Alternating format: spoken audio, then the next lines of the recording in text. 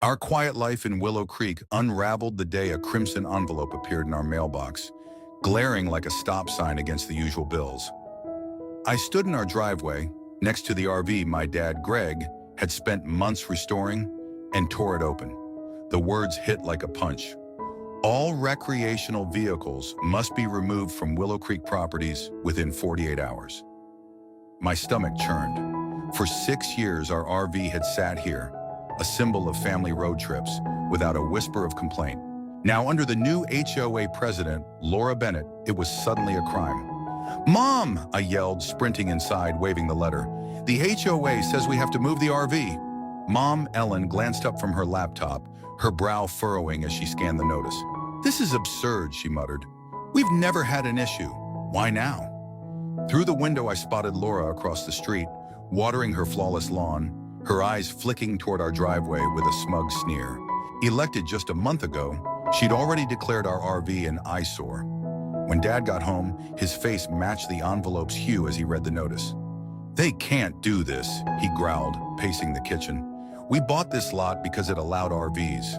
That's why we paid for the extended driveway." He yanked out our homeowner documents, spreading them across the table. "Nothing here bans RVs," he said, scanning each page. "They've changed the rules behind our backs."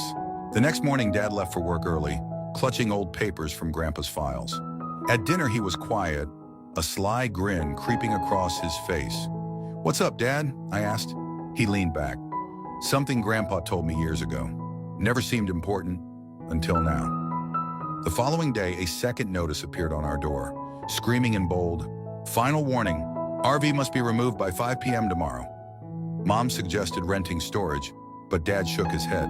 "That's hundreds a month, and most places lack power for the fridge." Then he dropped the bombshell. "Did you know Grandpa owned all this land?" My jaw dropped. "All of Willow Creek, from the highway to the hills?" Dad nodded, pulling out a faded property map.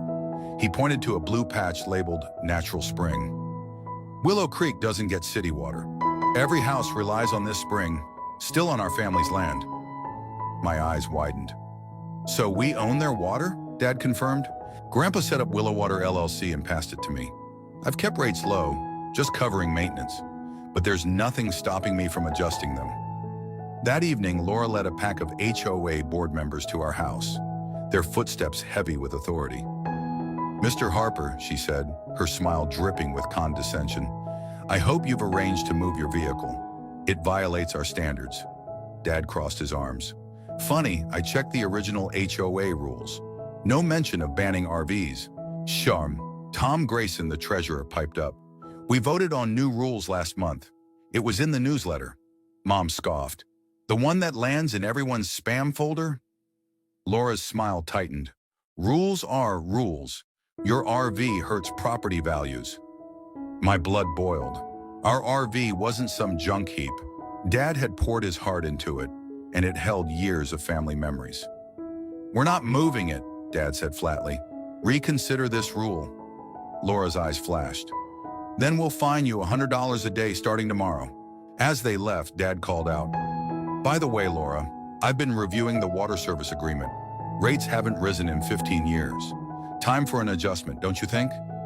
Laura froze, then stormed off without a word. The next morning, an orange sticker screamed $100 fine on our RV's windshield.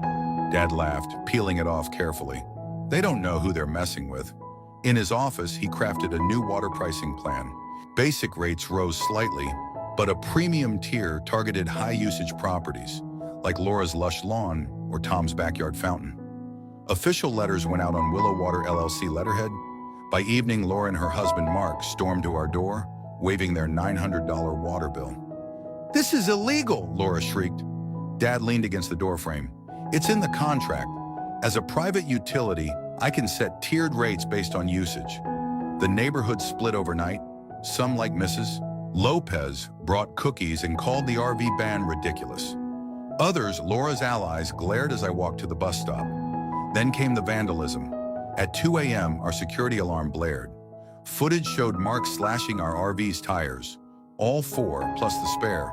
The police took the evidence, but warned pressing charges could escalate things. Dad's jaw tightened. "Maybe escalation's what we need." At an emergency HOA meeting, Laura accused us of blackmailing the neighborhood with water rates. But neighbors like Mr. Carter, a realtor, debunked her property values claim. I've sold homes here for years. No buyers ever complained about the RV. Dad dropped another bombshell. Mark was starting an RV storage business, profiting from the ban. The room erupted. Neighbors aired grievances. Fines for holiday lights, banned basketball hoops, overpriced mailboxes from Tom's brother's company. Mr. Evans, a retired lawyer, revealed a recall provision to oust the board. That night, someone slashed our tires again. Laura watched from her window smiling. Tension skyrocketed. Laura's crew honked horns outside our house at odd hours. Mark's roses wilted under the new rates, his lawn browning. When he accused Dad of cutting water pressure, Dad shrugged. Everyone gets the same pressure. Maybe you're conserving? Then I found a tow notice from a company planning to seize our RV while we were out. I faked sick, confronting the driver with our lawyer's card. He backed off, leaving Laura and Mark fuming. Laura retaliated with a $500 emergency assessment for legal fees, approved in a secret board session. Neighbors flooded our house furious. Mr. Evans led a petition drive, securing 78% of homeowner signatures for a recall. We marched to Laura's house, her smugness crumbling as she saw the crowd. "This is because of one RV," she spat. Mrs. Shaw, a teacher, shot back. "No, it's because you forgot neighborhoods are about people, not power." The recall vote was electric. Every seat in the community center was packed, rain hammering the windows. Laura's plea to dismiss the vote failed against the bylaws. Secret ballots tallied 67-4 to oust the board. Laura stormed out, muttering, "You'll regret this." The mood lifted instantly. Mr. Evans became president, joined by Mrs. Shaw and others. They axed the RV ban, refunded fines, and planned a community RV parking area. 2 days later, a for sale sign sprouted in Laura's yard. Dad kept their tripled rates until the house sold. Willow Creek bloomed anew. Basketball hoops returned, holiday lights twinkled, and our RV gleamed with a fresh paint job. At a neighborhood cookout, kids played across yards and adults bonded. Mr. Evans toasted, "To standing up for what's right." Dad added, "And to communities that thrive on people, not rules." New neighbors, the Clarks, arrived with a camping trailer, drawn to our tight-knit spirit.